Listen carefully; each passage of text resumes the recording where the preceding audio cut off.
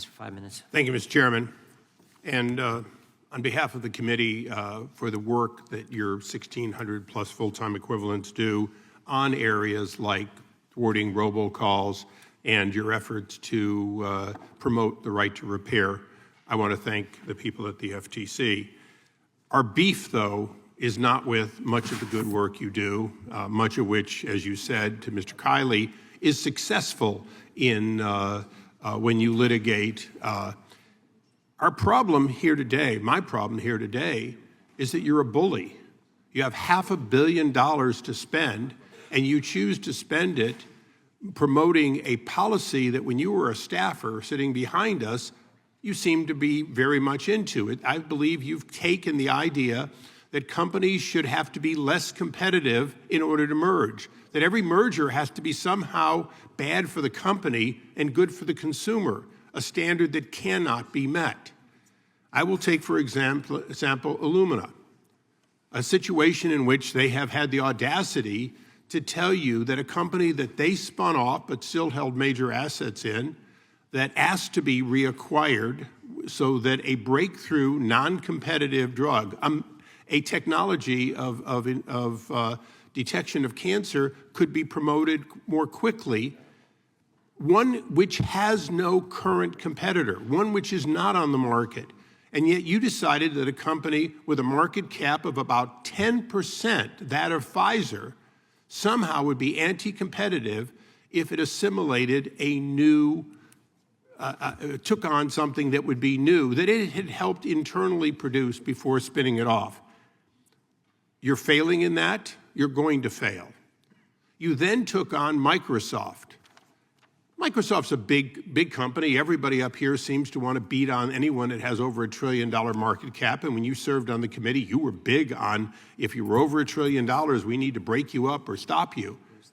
However, that merger that you lost the other day is one in which a protected market that Sony enjoys in Japan, a company that is already larger, needs competition. The reality is we are a global market, and you are thinking only of who you want to go after for some reason. And I cannot find your logic, and I believe that it begins at the top. When you blamed your staff and said staff decisions, shame on you. The fact is you run this organization, and its left turn came when you took over, not with the staff that many of whom would have already been there. Now, one of the things that beyond Illumina that gets me is, and this is my question to you, if cancer patients die because you had blocked the merger, which you didn't because they went forward over your objections and will continue to fight you, if cancer patients die because they don't have the money to bring this technology forward, where is the consumer benefited? And I know that you're going to say, Illumina is currently pending, we're still working on it, I can't answer. It's interesting, you can answer yes or no to the Democrats, but you can never answer simply to us. But I'll give you a chance. If something is not on the market and an organization of two companies say we want to merge to bring something to the market, where does the FTC see anti-competitiveness? Briefly, if you can answer. So before I answer, I should just note, if anybody asks me on either side about an ongoing No, please answer my question. My time is limited. I will not be able to answer about ongoing adjudicative proceedings. Relating to the matter that you mentioned, I was not at the commission when it was voted out. There was a recent commission opinion.